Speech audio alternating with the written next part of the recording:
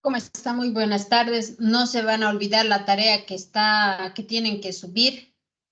No era muy difícil. No sé por qué les he puesto un plazo tan grande hasta el día lunes. Pero bueno, ya está el plazo y no hay problema. Pero no se olviden subir. Hasta el momento no han subido y esa tarea no les iba a tomar ni 3 horas, por lo menos 1 hora ya, pero menos de eso, ¿no? Buenas tardes, ingeniera. Disculpe, le mandé a su WhatsApp, por favor, ingeniera. Sí, sí, Alexander. Lo he recibido hace un minutito. Tu tarea, no te preocupes. Voy a tomar en Gracias, cuenta ingeniera. tu tarea, ¿ya? Además de que estás cumpliendo en los plazos establecidos. El resto no se despreocupe, ¿no? Por la asignatura, entonces. Ustedes saben que si bien no tiene un porcentaje alto lo que es laboratorio, lo que es la tarea, pero ayuda hartísimo. Por ejemplo, en tareas que tengan el 40%, eh, les ayuda harto para recuperar la materia. Como todos ya deben saber y ya se tiene el cronograma de exámenes, el examen está ¿para qué fecha está? Para el 28, creo. Lunes 28, Inge.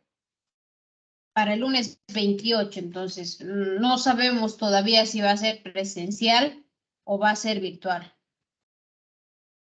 Pero entonces ya estamos en las retas finales, aprovechen al máximo en hacer sus tareas, todo, ¿ok?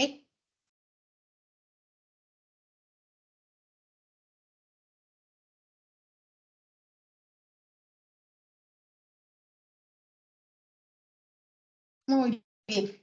No sé cuál va a ser nuestra situación todavía. No sabemos si vamos a seguir si vamos a seguir en bloqueos o no, pero bueno, nuestro examen es pronto, entonces he decidido, la clase de hoy vamos a hacer laboratorio. Para que la siguiente semana haga lo que es columnas más, para que vean que no es tan complicado como las deformaciones y ya con eso van a entrar al examen, ¿ya?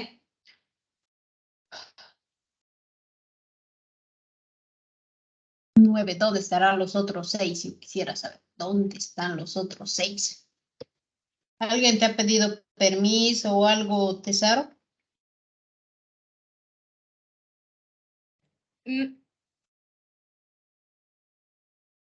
Nadie me comunicó nada, Inge. Vamos. Dentro de todos los ensayos que se tienen en lo que es materiales de construcción, uno de los más importantes y relevantes es precisamente el ensayo a compresión. Y este ensayo a compresión consiste en someter una probeta a una carga axial de compresión pura. Y en función a ello determinar que la resistencia a compresión de la probeta. Entonces, ese es el objetivo principal que se tiene con este tipo de ensayo, el ensayo a compresión. Se determina una probeta, esta probeta se somete a una fuerza de compresión pura y a través de ella se puede determinar lo que es el esfuerzo a compresión, de ese material, ¿ya? Existe este ensayo a compresión, está enfocado en varios materiales. Por ejemplo, cuando yo utilizo en probetas de hormigón, en probetas normalizadas de hormigón, entonces tengo que utilizar lo que es el ensayo a compresión ASTM-C39. ASTM-C39. Ahora, ¿pueden haber otras normativas? Sí, hay diferentes normativas, pero nosotros aquí en Bolivia o aquí en nuestro medio nos vamos a basar siempre en base a lo que dice la ASTM, ¿Ya? Y todos deben decir, ¿y qué es la ASTM? ¿Qué es la ASTM? ¿Cómo lo podríamos interpretar la ASTM? A ver, algún criterio o algo?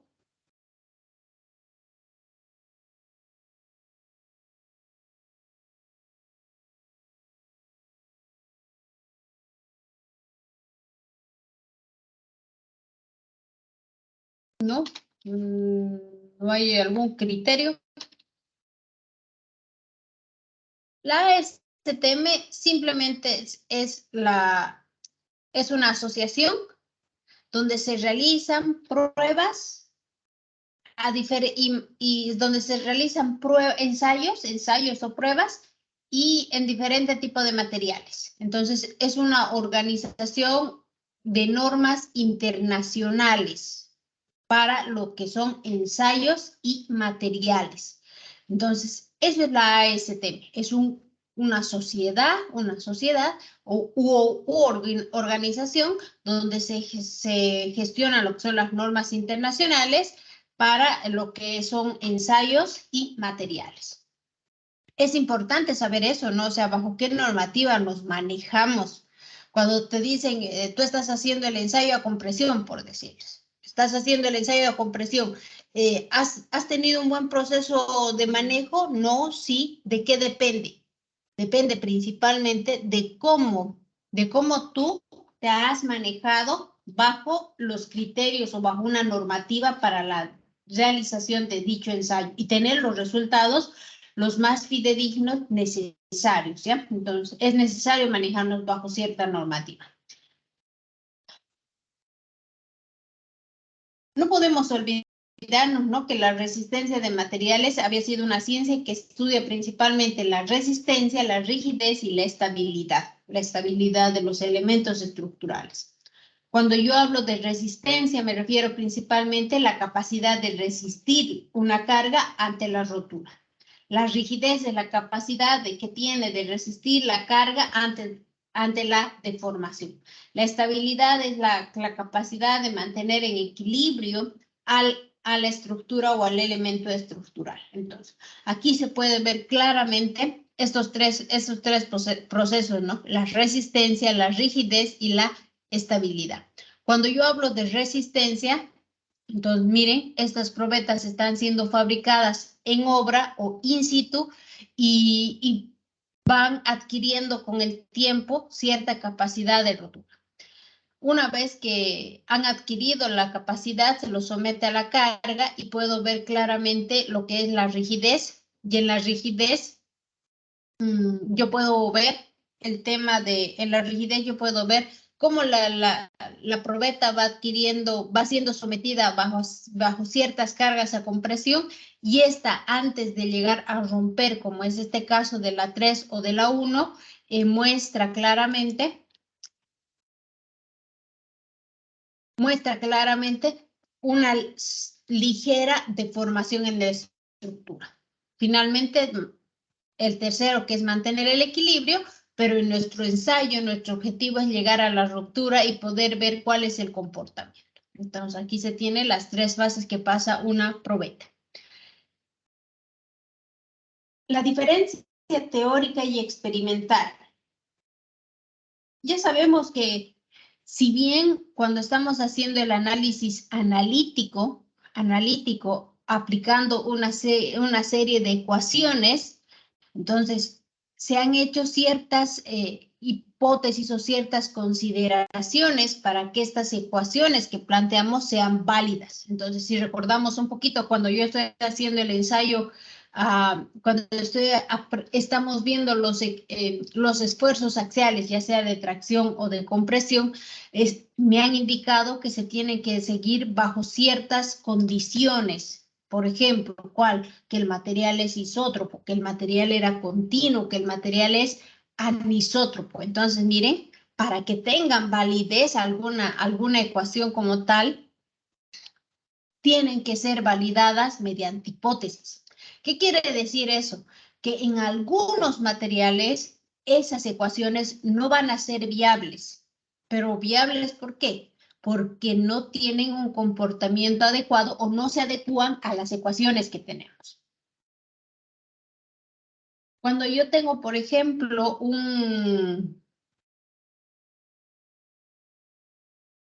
Cuando yo tengo, por ejemplo, la madera, una probeta de madera. Una probeta de madera la tengo que analizar con un poquito más de cuidado. ¿Por qué? Porque la madera como tal no tiene esa condición de que se trate de un material isótropo. No tiene esa condición. ¿Por qué? Porque cuando cambio el sentido de sus fibras, tiene otro comportamiento. Entonces, puedo someter esa misma probeta bajo la misma carga de compresión, pero el comportamiento de la probeta es totalmente diferente porque está en función a la posición de sus fibras longitudinales que tiene. Entonces, por te digo, ahí ya no se puede tener ese mismo comportamiento que puedo ver en el hormigón o en el acero, ¿no? Entonces, nosotros cuando estamos haciendo el análisis teórico, utilizamos una serie de ecuaciones e idealizamos a la estructura como tal, pero bajo ciertos criterios, consideraciones o como las hipótesis para dar validez a esas ecuaciones. ¿Qué más dice aquí? Los esfuerzos, hace uso intensivo de diagramas de cuerpo libre. Evidentemente, cuando yo estoy haciendo el análisis de una estructura como tal, ¿qué tengo que hacer? Si yo tengo un pórtico de hormigón donde mis columnas tienen una sección cuadrada,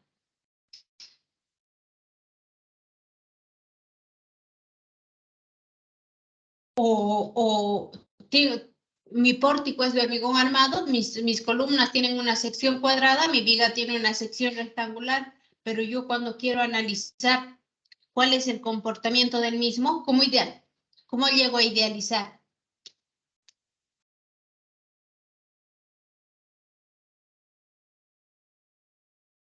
Para yo idealizar esa estructura como tal, lo primero que tengo que hacer es hacer un diagrama de cuerpo libre.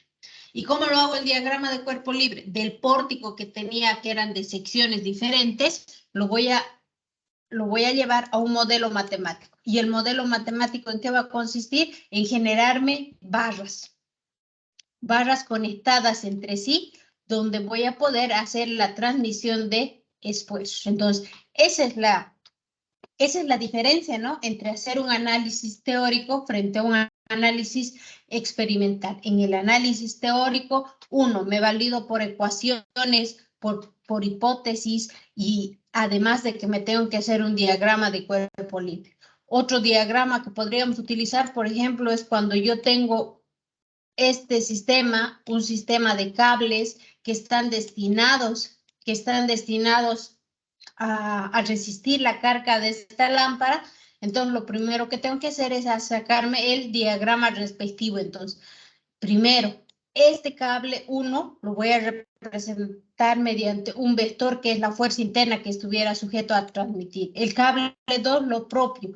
Y finalmente, donde está la lámpara, será un cable 3. Aquí yo tengo un diagrama de cuerpo libre que me permite determinar cuáles son las solicitaciones. Pero miren, he tenido que hacer una idealización ¿de qué? De una estructura real a un modelo matemático que represente a mi estructura como tal y pueda permitirme hacer cálculos más simples. Entonces, esa es la diferencia, ¿no? En cambio, en un análisis experimental, no agarramos y determinamos una probeta tal cual es, y la sometemos a una serie de cargas, analizamos cuál ha sido el comportamiento y damos un resultado. Entonces, la respuesta que me dan en el laboratorio es diferente a la realidad. No necesariamente, pero sí te permite tener una comparación de cuál sería el comportamiento que estamos encontrando o buscando frente a lo que se había idealizado matemáticamente, entonces matemática y físicamente, ¿no? Para nosotros es importante conocer y estar agarrados de esas dos partes, la parte teórica y la parte experimental. ¿Y eso a qué me incita, digamos? Eso me incita a empezar a hacer una serie de investigaciones. Por ejemplo, ¿cuál es el comportamiento de un material? Si yo tengo, no sé, he visto que aquella tierra que tengo por allá, combinándolo con fibras metálicas, tiene una buena capacidad de carga. Pero ¿cómo voy a poder decir que tiene una buena capacidad de carga si no he hecho un análisis experimental? Entonces, es importante para nosotros hacer ese análisis, ¿ya? Hacer un análisis, hacer investigaciones. Y ustedes que están en esa etapa de formativa, deberían aprovechar un poquito más los laboratorios que se tienen. Claro, hay equipos que todavía nos faltan, pero bueno, también nos va a ayudar a hacer, nos va a permitir hacer un poquito más de análisis.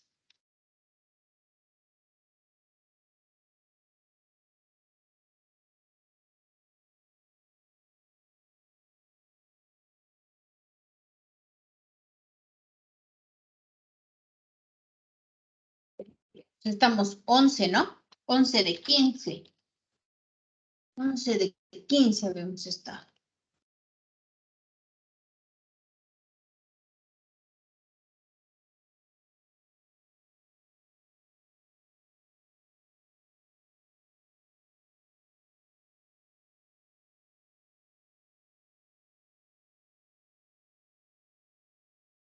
Muy bien.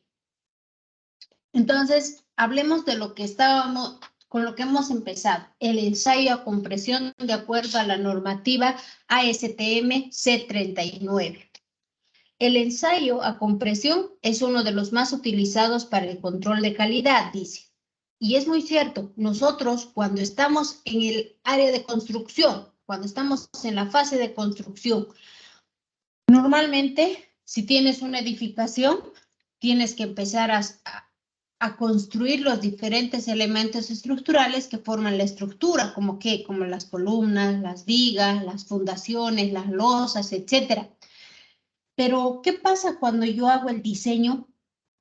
¿Qué pasa cuando yo hago el diseño de las vigas? Cuando yo hago el diseño de las vigas, influyen muchos aspectos. Por un lado, la solicitación, o sea, la carga que tiene que resistir. Por otro lado, el hormigón que voy a colocar. ¿Y a qué me voy con el hormigón? Que yo necesito la resistencia característica del hormigón para saber cuánto puede resistir y cuánto de refuerzo voy a necesitar. ¿Y cómo yo hago eso en obra? O sea, si bien cuando han hecho el diseño han agarrado un valor característico y han empezado a trabajar con eso y a determinar muchos parámetros de control. Pero ¿cómo yo hago eso en obra? En obra a mí me van a dar los planos estructurales.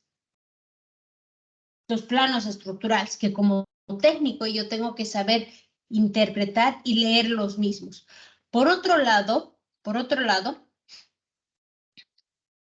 me van a decir en la memoria de cálculo, usted tiene que utilizar un hormigón H21, por decir, o un hormigón de 21 megapascales, o me dirán, tiene que utilizar un hormigón 210 kilogramos centímetro cuadrado. Entonces, ¿cómo yo puedo dar fe que yo estoy utilizando un hormigón con esos parámetros?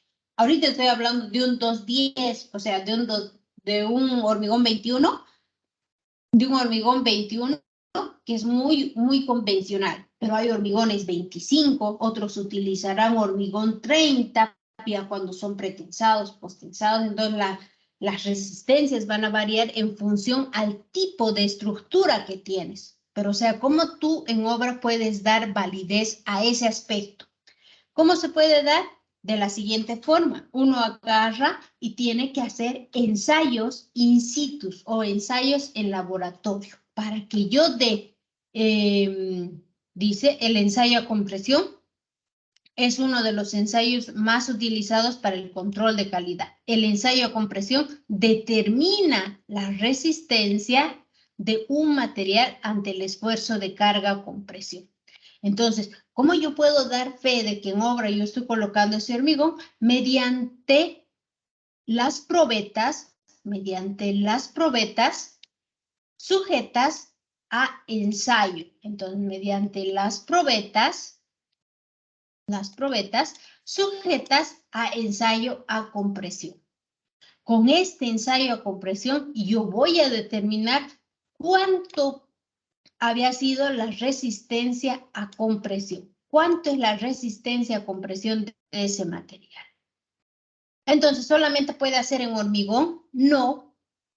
Puedo hacer este ensayo a compresión en diferentes materiales, dependiendo las condiciones que yo tengo de la estructura. Por ejemplo, puedo hacer ensayo a compresión ¿a quién? Puedo hacer ensayo a compresión a las maderas. Puedo hacer ensayo a compresión a los ladrillos. Puedo hacer ensayo a compresión a bloques de compresión. Puedo hacer ensayo a compresión a un nuevo ladrillo que me estoy fabricando de tierra cemento.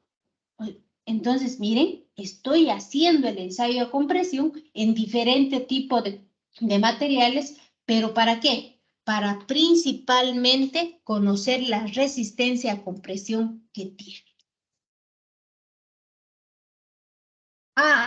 Pero si me estoy basando en lo que es la norma ASTM, si me estoy basando en lo que es la norma ASTM, quiere decir que se está enfocando a lo que son probetas de hormigón, Entonces, seguramente que cuando tengo que hacer un ensayo, por ejemplo, a un bloque de cemento, o si tengo que hacer un ensayo a compresión a una probeta de madera, seguramente tiene sus propias condicionantes, o tal vez no, eso a ustedes les va a tocar investigar. Pero por el momento sigamos con que vamos a manejar la norma ASTM C39 para ensayos a compresión en probetas de hormigón.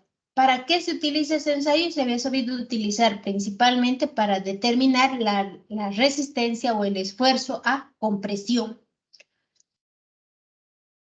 Dice, para el ensayo a compresión se utiliza una probeta cilíndrica, de acuerdo a norma. Las probetas es muy diferente, ¿no? Ya estar en laboratorio. Normalmente en laboratorio nosotros tenemos parámetros y tenemos parámetros de cómo se tienen que hacer los análisis y 2 moldes. Yo no puedo crearme una probeta a mi gusto. Tengo que estar basada bajo normativa y la norma me dice de qué tamaño vienen las probetas cilíndricas, qué tamaño y qué forma tiene. Una probeta cilíndrica tiene normalmente estas características. Es una probeta circular que tiene un diámetro de 15, y una altura de 30 centímetros. Normalmente de ese tamaño son las probetas. Ahora nuevamente les digo, las probetas tienen esta forma circular, esta altura respectiva. Ahora hay otro tipo de probetas, como es esta. Una probeta más pequeñita, es una probeta de 10 por 20. 10 de diámetro y 20 de altura. Entonces, miren, es totalmente diferente. ¿Y la puedo utilizar? Claro que la puedes utilizar, tiene sus ventajas, pero normalmente en edificaciones utilizamos esta probeta de 30 centímetros. Quiero hacer otro tipo de ensayo, por ejemplo en pavimentos. Quiero hacer un ensayo en pavimentos.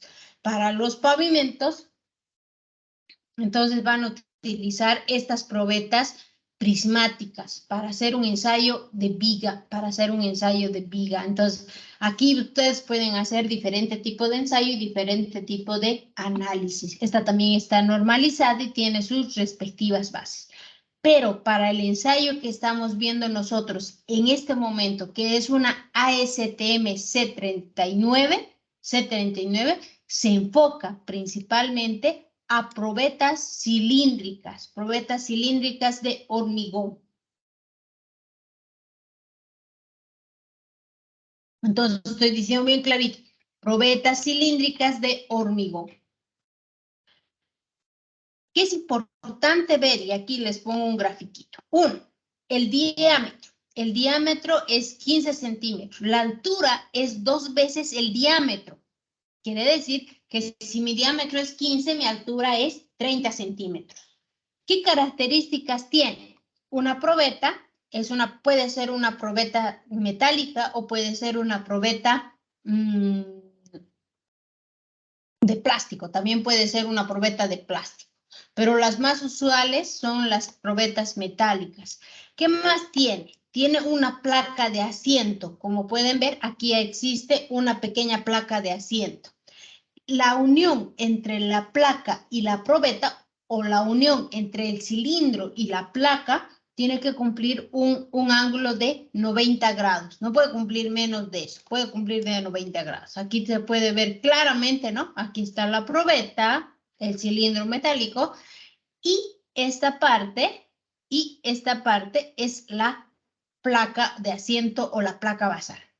Ahora, ¿en qué consiste esta placa? Esta placa es su soporte del cilindro respectivamente y todo este sistema es removible. Una vez que ha terminado de fraguar nuestras probetas, se las puede ir retirando, tanto la placa como el cilindro respectivo. Esta varilla que ven aquí es una varilla que me permite hacer el apisonado. Esa es una varilla que también está normalizada, ¿ya?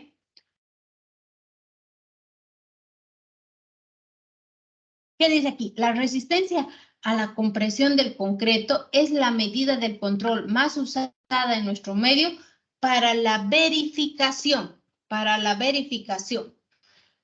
porque los resultados de pruebas de resistencia a compresión se usan fundamentalmente para determinar que la mezcla de hormigón suministrada cumpla con los requerimientos de resistencia específica, F'C del proyecto.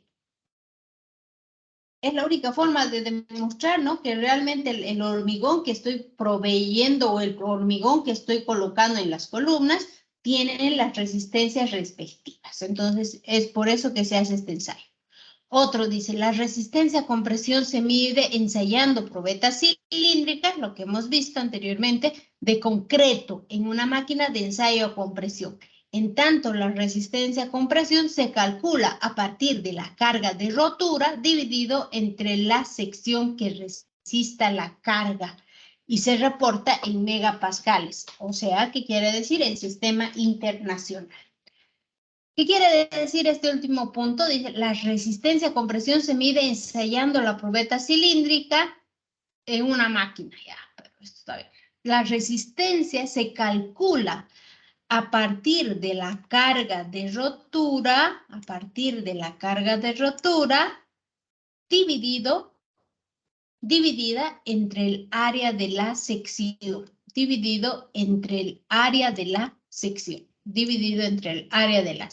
Eso dice que es el esfuerzo a compresión. Entonces, el esfuerzo, ¿cómo lo conocemos nosotros? De esta forma, el esfuerzo sigma a compresión es igual a la fuerza entre el área. ¿Qué fuerza? La fuerza que estamos transmitiendo en esta zona. ¿En qué área? ¿En qué área? En el área donde se está proyectando la carga o donde se está aplicando la carga. ¿Cuál es esa área? Esta área circular de la parte superior. Entonces, ¿dónde se aplica? A esta área. ¿Ok? Entonces ya saben, el esfuerzo a compresión había sido igual a la fuerza de ruptura entre el área respectivamente. Muy bien. Vamos. Ensayo a compresión.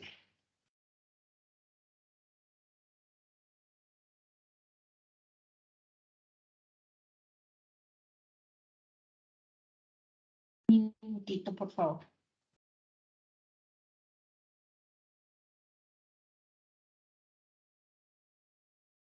Se está proyectando, ¿no? Sin ninguna dificultad, ¿no? Se ve normal, ingeniero. Este ensayo a la resistencia a compresión ahorita estamos normal, sin ninguna novedad. Muchas gracias.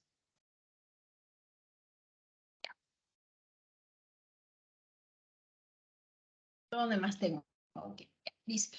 Para cumplir con los requerimientos de resistencia a hormigón, se toman las siguientes consideraciones. O sea, para que que esta probeta y la resistencia que estoy dando sean válidas, cumplen ciertas condiciones. ¿Eso qué quiere decir? Que cuando yo fabrico la probeta, la tengo que hacer de la manera adecuada según lo que me dice la norma y buscando mayor precisión.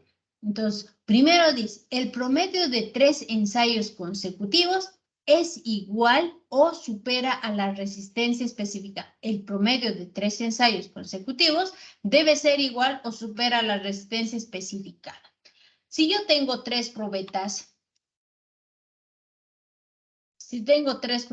que he sacado del mismo material o del mismo vaciado, entonces la probeta 1 no puede ser muy distinto de la 2, o sea, por decirles, he roto esta probeta a los 28 días y tengo una resistencia, no sé, de 20, por decirles un número, ¿ya? Y esta probeta 2 que he roto también a los 28 días tengo una resistencia de 30. Imagínense, con 3 unidades. Entonces quiere decir o que he fabricado mal el ensayo o tengo una divergencia en la máquina. Entonces hay que ver cuál es la razón por la que te está botando valores tan diferentes. ¿Qué más dice? Ninguno de los ensayos de resistencia debe ser inferior al resultado de la característica. Es más de 3.5 megapascales. Ni ser superior al 0.1 de la resistencia característica del hormigón. Cuando FC sea mayor a 35. Entonces, ¿a qué se refiere? Si yo he hecho un hormigón o me han vendido un hormigón 21, y miren, la resistencia que me está dando la probeta 2 dice que es 30, la que es 1 dice que es 20 y la que es la probeta 3 me da un valor de 15. No sé por qué, no sé cómo habrán fabricado las probetas, pero tengo esos 3 resultados. Entonces, dice que no tienen que ser más de 3 unidades o más que esto, ¿no? A ver, si era hormigón 21 menos 3.45, ¿cuánto es? 18.65. Entonces, todos los que estén de 18 son válidos. Este entra, este ya no entra. 21 más 3.25, 24.45. Este está súper fuera. Entonces, estas ya no son válidas. ¿No? O se han hecho mal el ensayo o algo. Ahora, difícil que te voten los resultados tan divergentes. Créame que no pasa eso. Además que normalmente nosotros tenemos dos probetas. Una que valida a la otra, que la probeta que he sacado está bien. Y además de que los ensayos se van haciendo cada cierto tiempo establecido. Pero esa sería la forma, ¿no?, adecuada de cómo podría eliminar algunos ensayos. Si yo tengo 3 probetas, no sé, esta es de la columna, esta es de la viga y esta es de la losa, pero las 3 probetas han sido vaciadas con un H21, entonces la resistencia tendría que estar en el orden de 20, de 19, 20, 21, digamos, pero no en el rango del 30 o del 15. Y ahí ya podrían anular todo ese ensayo respectivamente. ¿Qué más dice aquí? Un resultado de prueba es promedio de por lo menos 2 pruebas de resistencia curada de manera estándar o convencional elaboradas por la misma muestra de concreto y sometidas a ensayo a la misma edad. La mayoría de los casos, los requerimientos de resistencia por concreto se realizan a una edad de 28 días. ¿Qué quiere decir? Aunque eso es muy relativo, depende mucho de los pliegos de especificación que se tienen en proyecto. Si, digamos, tu pliego de especificación no te dice mucho cómo tienes que hacer tu control de calidad, entonces va a jugar mucho el criterio del supervisor.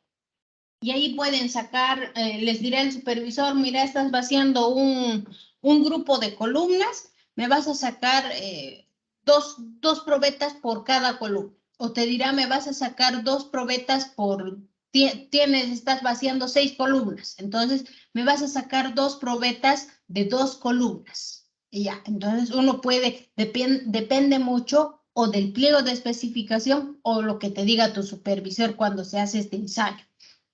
Ahora, ¿por qué digo del pliego de especificación? Porque hay pliegos de especificación que son tan exquisitos, tan exigentes que te dicen, por cada cubo que estás vaciando de hormigón, tú tienes que agarrar y sacar 6 probetas. Entonces, ve, todo depende del hormigón, que depende mucho de la obra, de tu supervisor y de los pliegos con los que se cuenta. Eso ya es en fase obra. ¿Y qué dice en este punto? Dice, por lo menos 2 pruebas de resistencias curadas de manera estándar, elaboradas con la misma muestra de concreto. ¿Qué quiere decir? Que si yo estoy sacando las probetas en obra, se recomienda tener pareja, 2 probetas, probeta 1 y su parejita, la probeta 2, que se van a romper ¿cuándo? Se van a romper ya sea a los 7 días, ya sea a los 14 días o bien a los 28 días. Entonces, todo depende cómo quiero trabajar. ¿Pero por qué 2?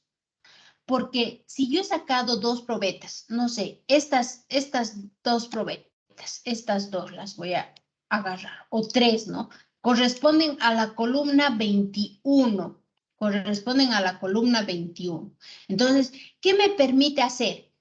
Una vez que rompo la probeta 1, yo sé que está dentro de esta resistencia más o menos de los 20, entonces la probeta 2 me tendría que dar un valor quizás no igual, pero sí próximo. No me puede dar 30. Me va a dar un valor de 21, de 22, más o menos. Entonces, por eso dice, el resultado es el promedio de por lo menos 2 pruebas de resistencia. Entonces, es bueno tener esa validez, ¿no? Tener una pareja de probetas, Una para que la respalde a la otra. Eso es importante.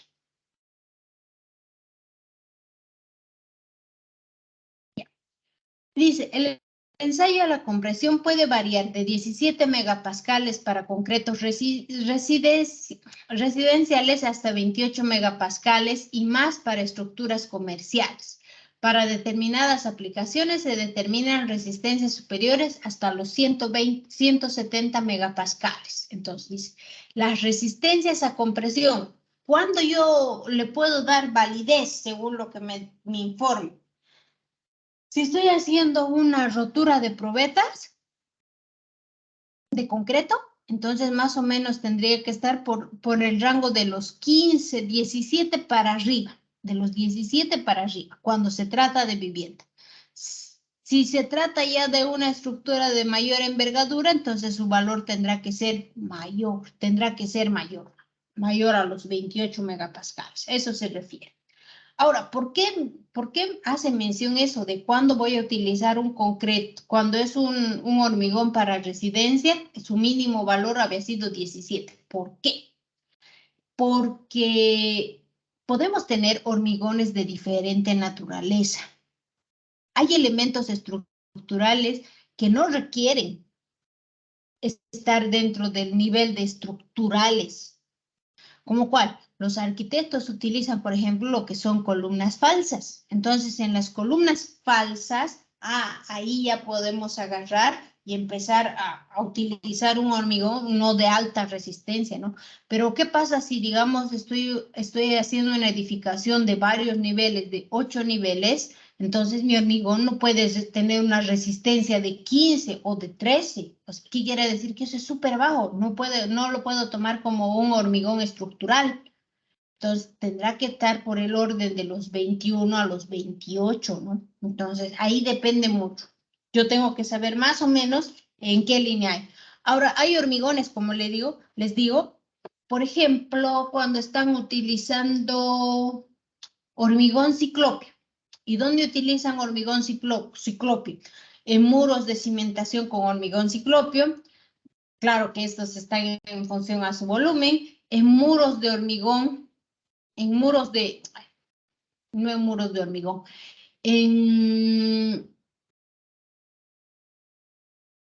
Utilizamos hormigón, por ejemplo, para hacer las tapas de los alcantarillados. Entonces, dependiendo de eso, tiene que ir cambiando. Cuando utilizan un hormigón ciclopio, este hormigón ciclopio, si bien puede estar en muros, también puede estar en cimientos y sobre cimientos. Entonces, la resistencia no tiene que ser de 17. La resistencia puede estar por el orden de los 13, de los 15. Claro que en tu pliego de especificación dice, pero se trata más que todo de un hormigón E. Entonces, tiene otra naturaleza y tiene otra resistencia, menor a una estructural. Aquí se ve una probetita. Miren, el ensayo a compresión puedo establecerlo en diferentes elementos, Aquí es un bloque, sí, es un bloque de hormigón. Es un bloque de hormigón.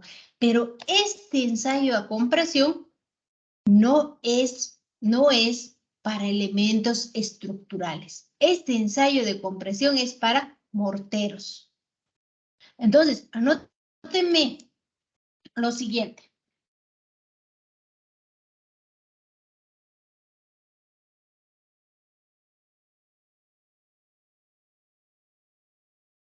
El ensayo a compresión, según la ASTM C39, el ensayo a compresión, de acuerdo a la ASTM C39,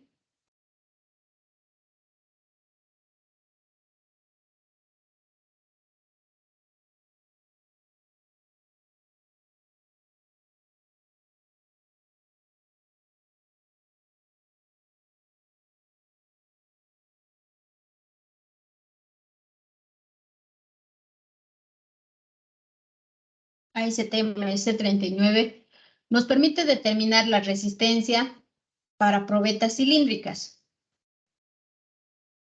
Nos permite determinar la resistencia para probetas cilíndricas, con esta misma normativa,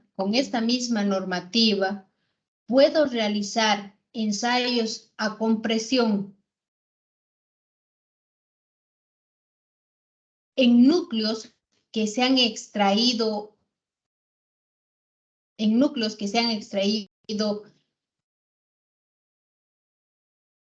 los elementos estructurales.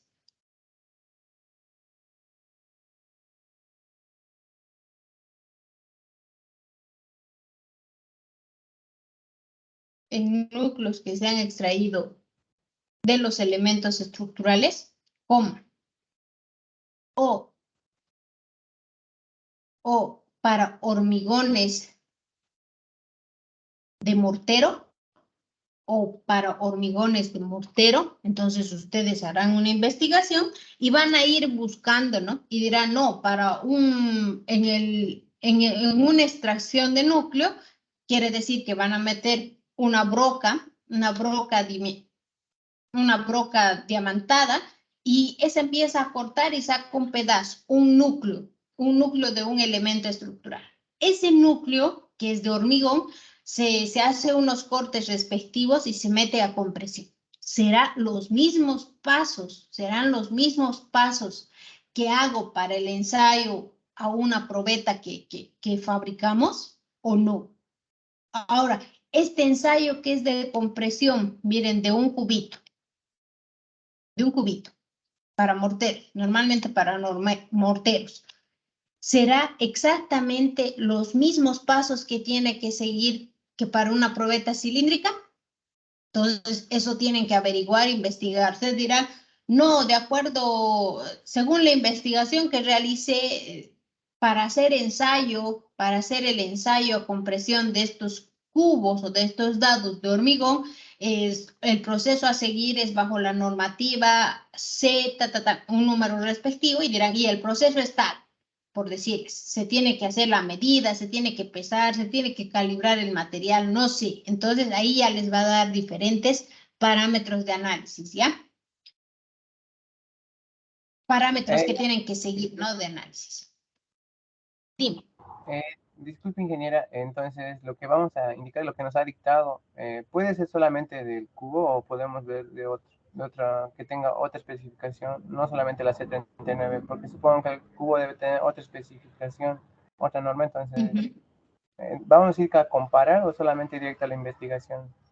Lo que nos ha indicado. Hacen la investigación y en su conclusión llegarán a una comparación, ¿no? En la conclusión dirán, se concluye de que el proceso es similar o parecido al de la probeta, al de la probeta que es con el ASTM C39.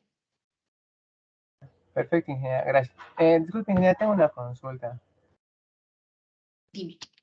Antes de eso, son dos ensayos, uno que es con estos cubitos y el otro que es con el núcleo extraído, mediante la extracción de núcleos.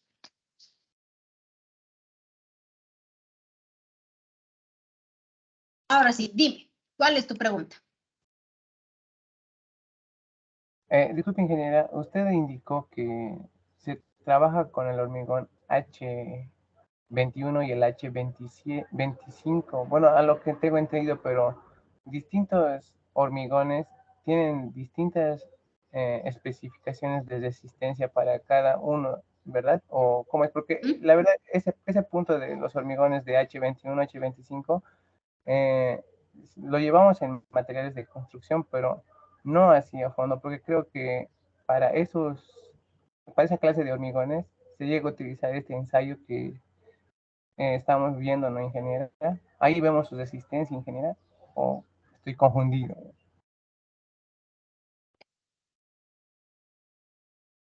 Bastante interesante tu pregunta. Cuando ustedes han llevado materiales de construcción, les han debido decir que hay hormigones de diferente naturaleza o de diferente índole. Cuando ustedes tienen un hormigón ciclopio, ¿cuál es el hormigón ciclopio? El hormigón ciclopio es aquel hormigón que se mezcla con piedra, ¿verdad? Digamos, tiene 60% de piedra desplazadora y solo el 40% es de hormigón. Entonces, ¿dónde radica principalmente la fuerza en esa estructura, en ese volumen de hormigón que estoy hablando? Radica principalmente en la combinación de lo que es la piedra con el hormigón. ¿De qué características tiene que tener tu hormigón? O sea, ¿valdrá la pena colocar un hormigón de alta capacidad de carga como un 210, un 200, un hormigón 210, un hormigón 280, 250? No, no, ingeniera, ya. La piedra por demás. No, ¿verdad? Entonces, ahí van a utilizar un hormigón de menor resistencia, un hormigón que estará en el rango de 13 a 15 a 16 megapascales, o sea, en el rango de 130 a 170 megapascales más o menos. Entonces, ahí tienes otro hormigón. Ahora, este hormigón 210, 280, 225, ¿por qué los llamo estructurales? Porque principalmente estos tienen que absorber esfuerzos a compresión. ¿Como cuáles? Como los esfuerzos que se presentan en las estructuras, como son en los elementos estructurales, como son vigas, columnas, fundaciones. Entonces, como va a estar sujeto a dos esfuerzos principales, hemos visto, por ejemplo, en viga que por un lado se había sabido traccionar las fibras de la estructura y por otro lado se habían sabido comprimir, ¿verdad? Entonces, ahí tienes que tener un material que te cubra esos esfuerzos. A la compresión va a combatir, por decirlo así, el hormigón y a la tracción el acero. Entonces, si su esfuerzo principal o su solicitación es esencial de ese elemento estructural es una compresión, entonces mi hormigón que yo estoy proponiendo tiene que tener alta capacidad de carga. Del 210, incluso aquí nos dice, ¿no? Desde los 170 nos están diciendo, desde los 170, pero ahí puede ser desde los 170 hasta más allá, hasta 280, hasta los 350, hasta ahí. ¿Y por qué no he mencionado el resto? Porque hay otros elementos estructurales, como ¿quiénes? Los elementos postensados. Los elementos postensados, si bien son de hormigón, pero estos hormigón, por la capacidad de carga que tienen que tener mayor resistencia. Entonces, ahí ya voy a tener hormigones por encima de los 300 megapascales, incluso por encima de los 35 megapascales. Ahí ya por encima de los 35 megapascales. Entonces, ahí cambia tus hormigones. ¿De qué depende? ¿De qué depende? Depende principalmente del elemento estructural que estás diseñando. ¿Y cómo puedo llegar a tener estos hormigones con estas características? Para eso ustedes van a hacer dosificación. Y en la dosificación es donde puedes obtener hormigones de diferente naturaleza. Un hormigón 210, 250, 280, más o menos, ¿cuánto de cemento tengo que colocar? Para un metro cúbico, más o menos tengo que utilizar unos 350 kilos, más o menos. Pero si es un hormigón 13, ya no voy a utilizar 350. Tal vez voy a utilizar, no sé, 200. Depende qué me dirá la dosificación. Ahí cambia tu cantidad de material. En la dosificación, lo primero que tienes que definir es qué tipo de hormigón quieres obtener. Y juntas todos los materiales que vas a utilizar y vas haciendo la combinación para saber cuánto de cemento tienes que colocar. No sé si he respondido a tu pregunta, Alexander. Sí, ingeniera, gracias. Sí, quedó en claro. Muy bien, vamos. Ya he perdido la pantalla. Aquí yo he perdido mi pantalla. Ahora sí. Dice, el ensayo de compresión. ¿Qué más dice? Durante el proceso de rotura de la probeta se obtienen también la curva de tensión de la misma. Se pueden obtener los puntos característicos principales como ser el límite de fluencia, punto a partir del cual el material entra en estado de fluencia. Por tanto, se trata que se producirá una deformación permanente de la probeta, por lo cual será irreversible. Límite de resistencia única o resistencia de rotura, que representa la máxima tensión alcanzada por un material antes de romperse. Entonces, mientras estamos haciendo este ensayo de compresión, podemos hacer este gráfico de esfuerzo de formación para ver principalmente cuál es el comportamiento.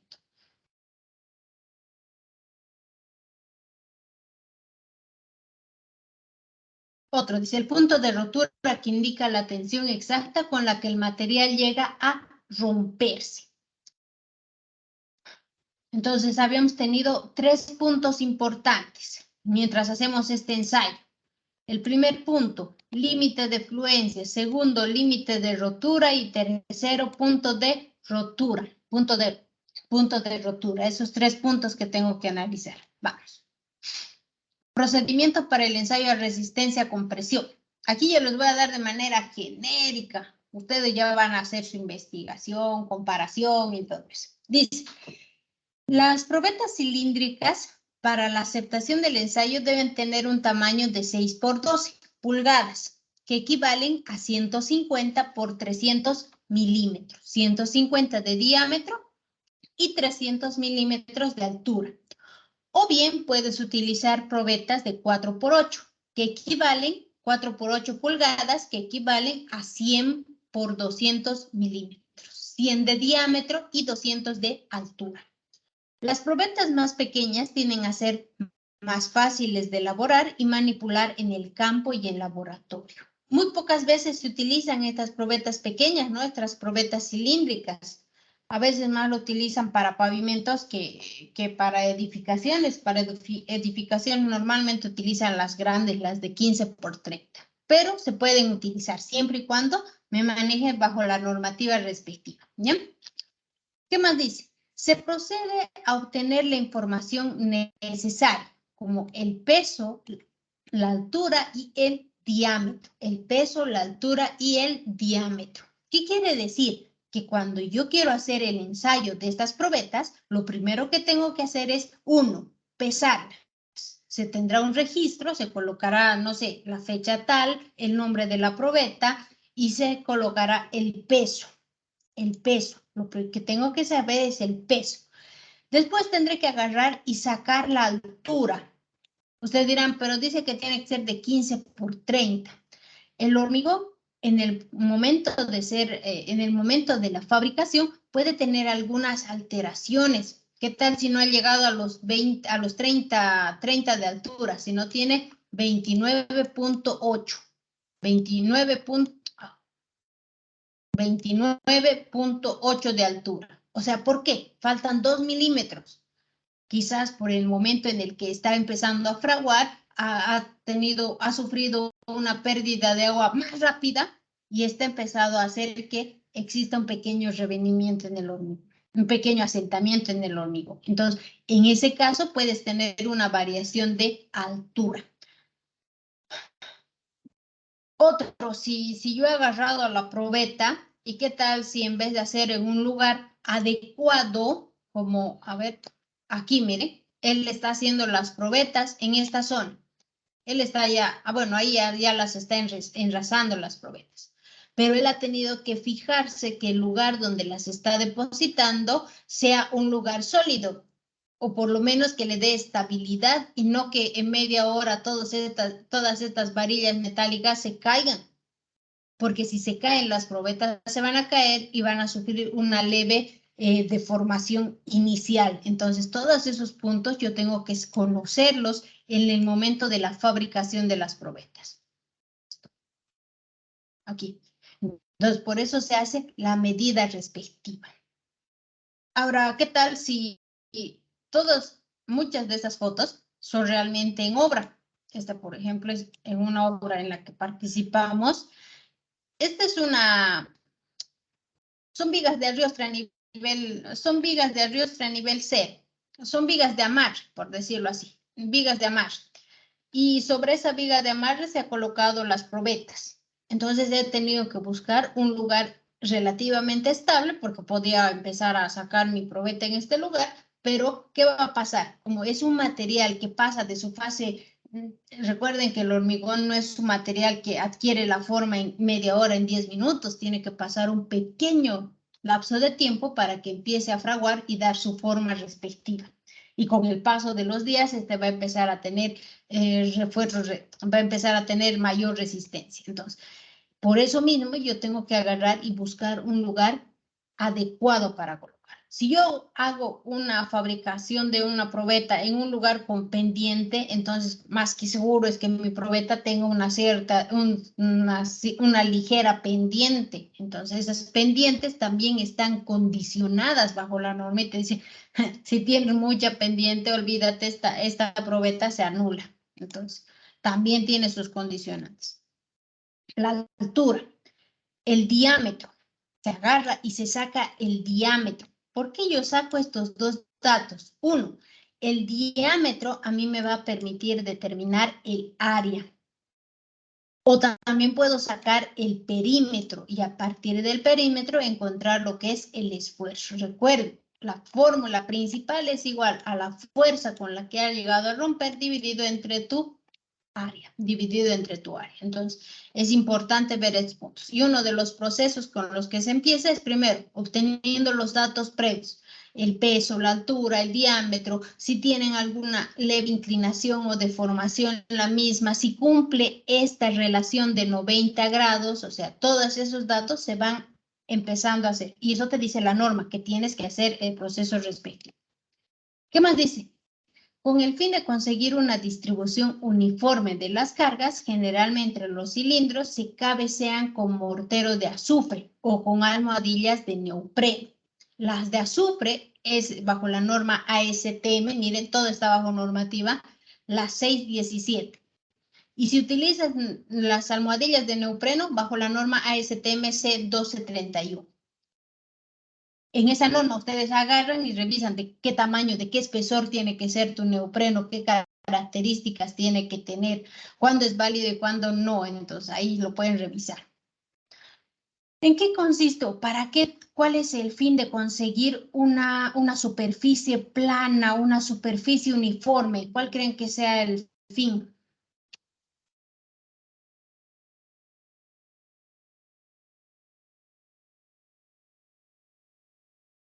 El fin es bastante interesante.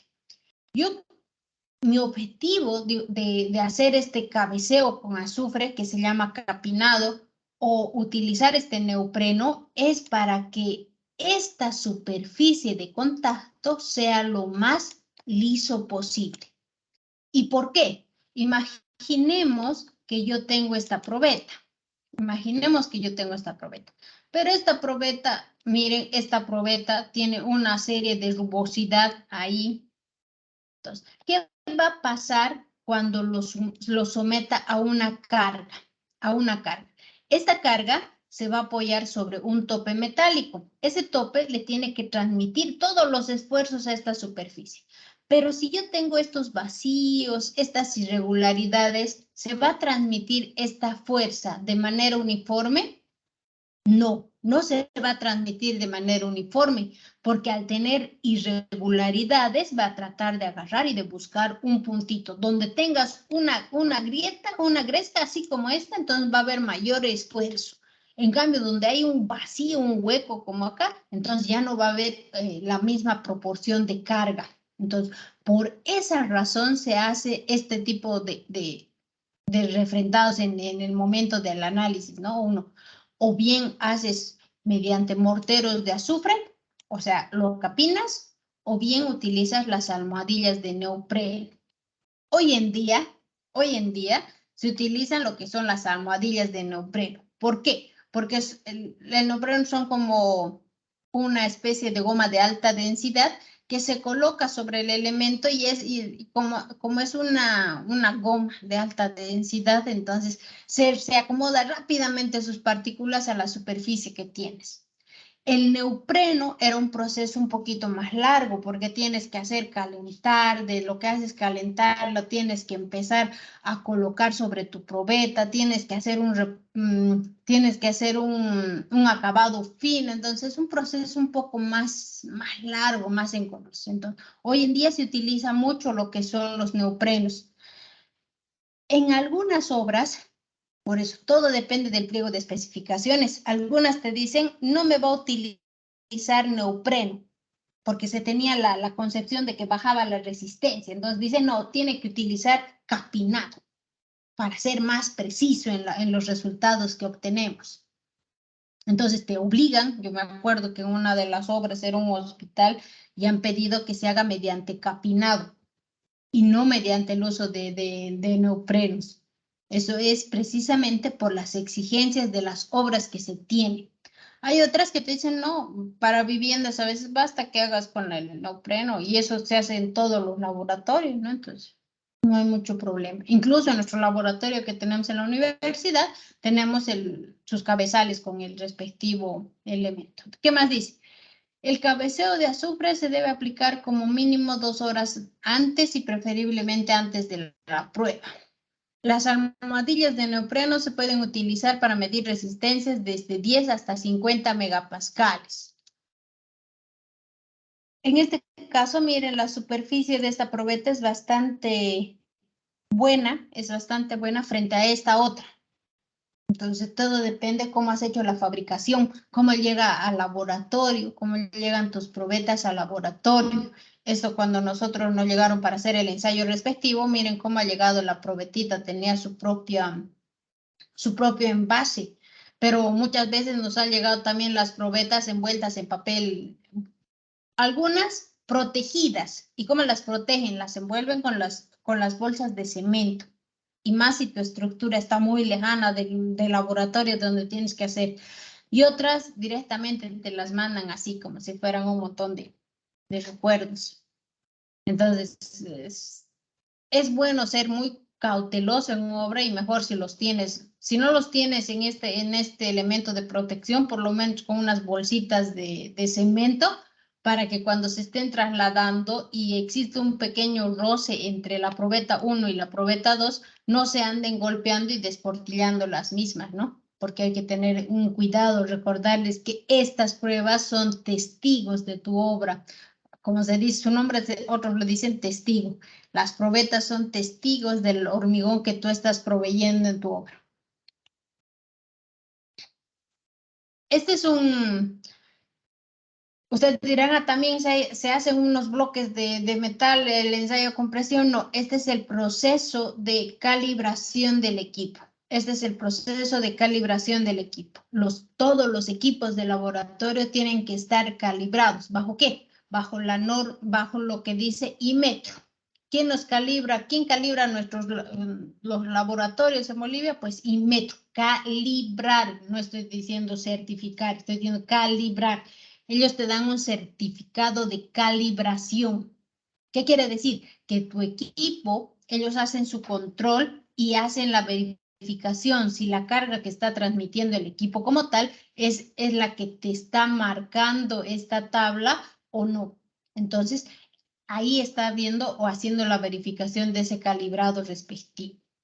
Si digamos, no sé, tus datos que has obtenido están súper divergentes a lo que se tiene en este valor, entonces te dirán, tienes que calibrar tu equipo, tienes que hacerlo compensar o tendrás que buscar algunas planillas de control, en donde hay muchas fases, ¿no?, que se tienen que seguir, pero siempre los equipos de laboratorio se tienen que calibrar. ¿Qué más dice? Procedimientos para el ensayo a la resistencia a compresión. Los extremos de la probeta no deben presentar desviaciones con respecto a la perpendicularidad del eje en más de 5%, y los extremos deben hallarse planos dentro del margen del 2%. Entonces, el extremo de la probeta no debe tener una desviación de más del 5%. Los extremos deben hallarse planos con el margen del 0.02% o el 0.05 milímetros. Las probetas se deben centrar en la máquina de ensayo a compresión y someterlos a cargas hasta completar la rotura. La resistencia a compresión se calcula dividiendo la máxima carga soportada por la probeta para producir la fractura entre el área promedio de la sección, de acuerdo a la norma ASTM 39. Presentar los factores de corrección en caso que la razón, longitud, diámetro del cilindro se hallen en un rango de 1.75 a 1, lo que es poco común. O sea, en esta norma, ustedes cuando la verifiquen van a ver de que te dan factores de corrección si tuvieras alguna variante. Entonces, es bueno que la revisen y la conozcan. Muy bien. Hasta aquí se puede ver claramente. Es una similar a la que hay en laboratorio en la escuela militar. Tenemos una muy similar. Cómo se puede hacer la rotura. En este vamos a ver cómo se hace la rotura.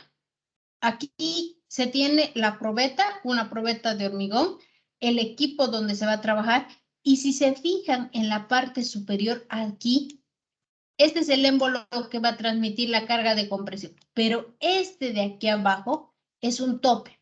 ¿Qué quiere decir? Es un tope metálico y dentro de eso está la goma, está el neopreno.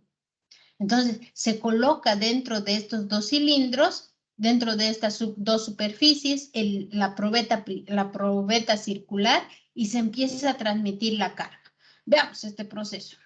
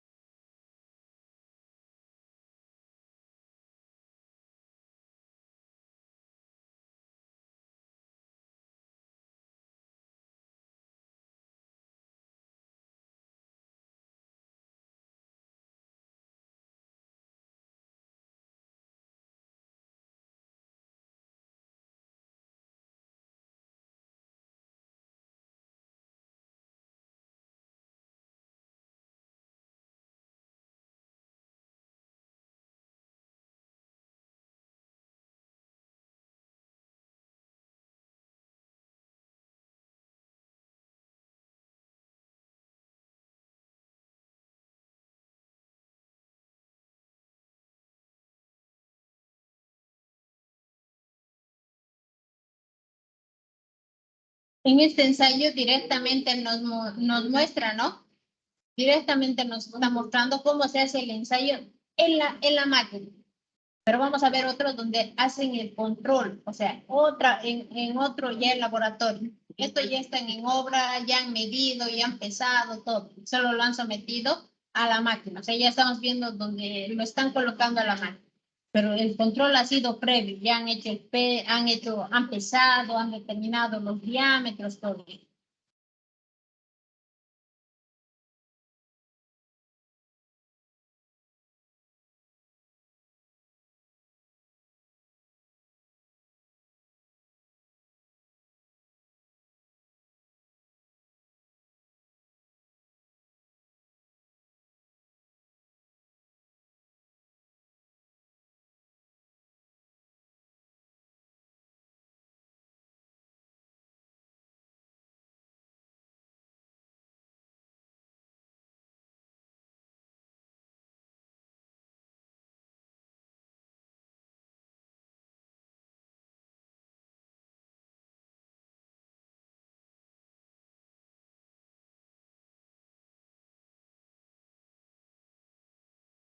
Me ha dado una carga máxima de 1033. Y miren cómo ha llegado a romper.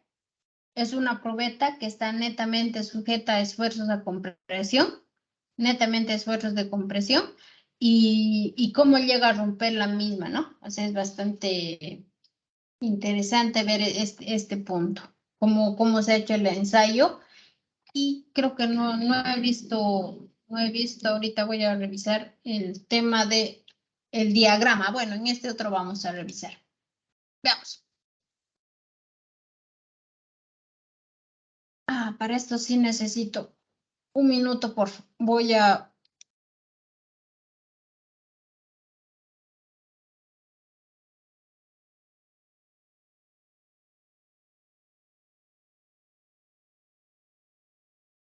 En el otro caso no era necesario el sonido, pero en este sí necesito tener el sonido respectivo.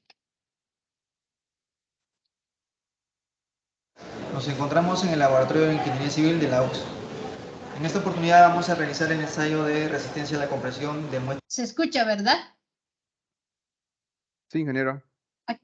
Aquí van a ver cómo se hace todo el proceso de medida, de pesaje antes de someterlo a compresión. Cilíndricas de concreto, la NTP 339034. El ensayo consiste en realizar una carga axial a muestras de concreto, probetas cilíndricas o núcleos extraídos de concreto, para determinar la carga entre el área, nos va a dar la resistencia a la compresión, que puede ser de un diseño que se haya hecho de 210, 175, eso depende del diseño del concreto. Bien, para empezar, los equipos. Tenemos la máquina de compresión axial, es una máquina hidráulica, ¿no? Es de pantalla digital.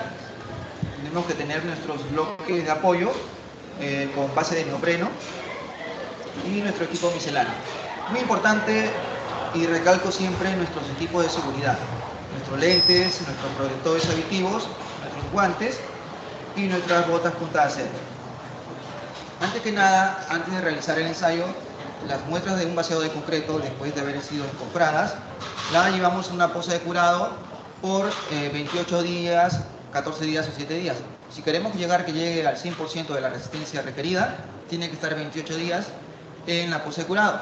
Después de los 28 días retiramos la probeta de concreto y tenemos el tiempo para poder romperla en la máquina de compresión por lo menos más o menos 20 horas. Este, por ejemplo, es una muestra de un diseño que tenemos que identificar las probetas de concreto con la fecha de vaciado y la resistencia requerida. Es decir, tengo que identificarla, de repente el diseño ha sido de 210 kilogramos, ¿no? Y la fecha en la que he vaciado mi concreto. Por ejemplo, acá tenemos una muestra de un vaciado de concreto. Estos son los moldes de diseño, que son para probetas de 6x12, ¿no? Retiramos la probeta y la secamos.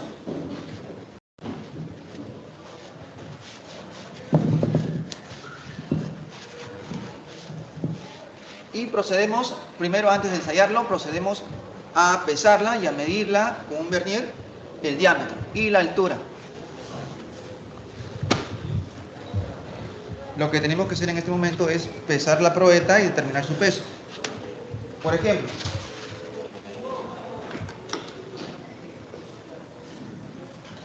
esta probeta pesa 13 kilogramos 135 gramos. Ahora vamos a determinar su diámetro con un vernier.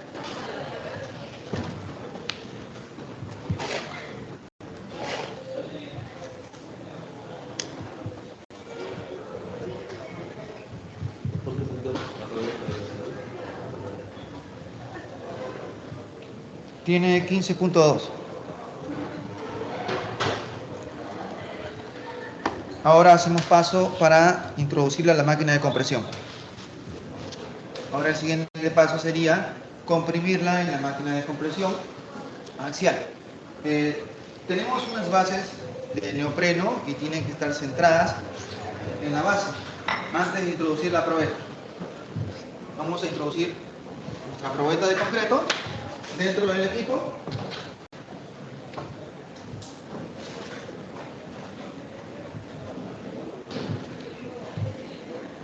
Vamos a ponerle la base en la parte superior.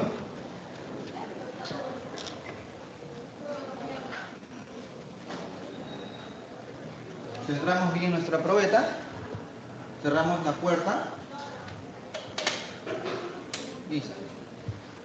El equipo tiene una pantalla digital. Lo que voy a hacer es avanzar mi pisón hasta que se acerca de la base superior. Para recién tarar la fuerza. Voy a esperar que llegue a la base superior, me detengo y taro la fuerza.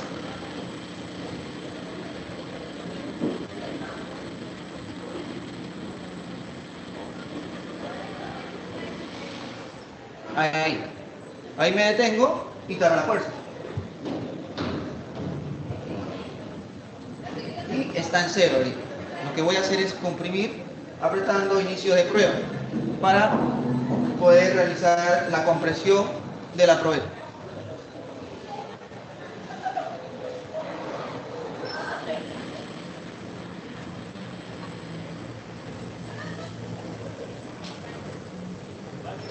Conforme va avanzando el pisón, vamos a ir determinando cuánto está soportando, cuántos kilogramos por centímetro cuadrado, sigue aumentando, sigue aumentando. El equipo apenas llegue a su fractura total, me va a determinar una pantalla digital y voy a determinar el tipo de rotura. El tipo de rotura.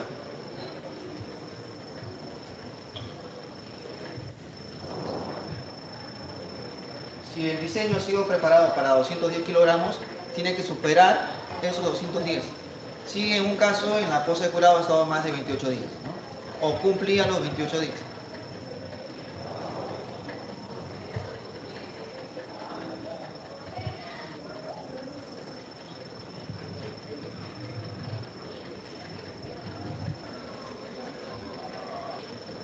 El diseño ha pasado más de 210 kilogramos. Vamos a esperar cuando se fracture.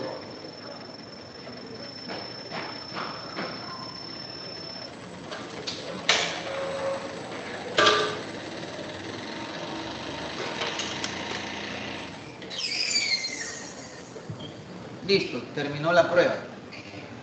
Ya llegó a su compresión total, a la rotura total. Nos sale o nos indica el equipo una pantalla digital para identificar el tipo de rotura. En este caso ha sido el tipo 5, ¿no? El tipo 5 según el gráfico. Vamos a retirar el marco y el diseño ha llegado hasta 278 kilogramos por centímetro cuadrado. Ha sobreexcedido nuestro diseño original que era 210. Es un buen concreto. Ahora retiramos la probeta porque apenas llega a su rotura total, el piso se detiene y comienza a elevarse. Retiramos la base superior.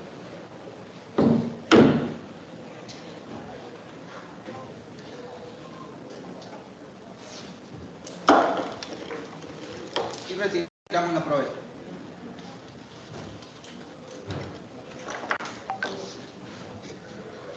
Eso sería todo. Gracias. Ya, han visto cómo se tiene que hacer el ensayo respectivo. Y lo más interesante de todo eso, bueno, esto yo les voy a facilitar, pero lo más interesante de todo eso es de que hay una forma de rotura. ¿Qué significa cada una de esas fallas? Y eso tienen que hacer su segunda tarea, averiguar qué significa. Pero ahorita les voy a mostrar. ¿Por qué es importante utilizar lo que son las medidas de seguridad? ¿Por qué son importantes utilizar guantes, lentes de protección, casco, botas, etcétera, en laboratorio? Y también la protección en este ensayo. Miren, aquí, por ejemplo, no se pone la puerta de seguridad. Estamos haciendo la ruptura y no hemos puesto la puerta de seguridad. Entonces, aquí sí se ve el gráfico. Aquí está la probeta, se tienen los datos de cuánto es el diámetro, cuánto es la altura, etcétera. Tiene un montón de datos, ¿no? Necesarios. Miren cómo va a ir aumentando y va empezando el diagrama. Va a empezar a hacer el diagrama respectivo, el esfuerzo de formación.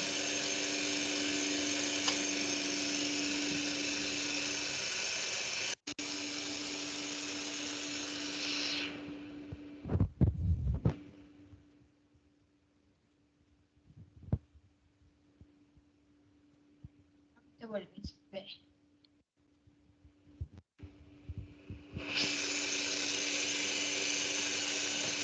Miren, se está realizando el diagrama en función a la transmisión de carga que se tiene.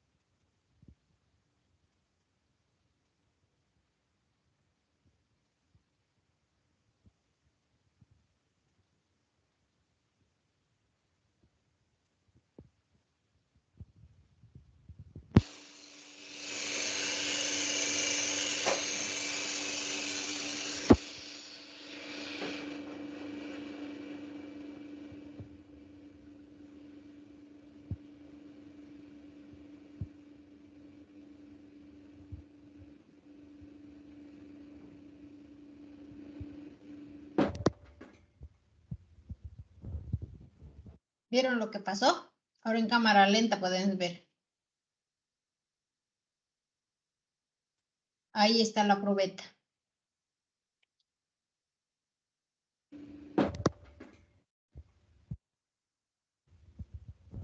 Sí, he cumplido mi objetivo, es la de determinar con qué carga ha llegado a romper ese elemento.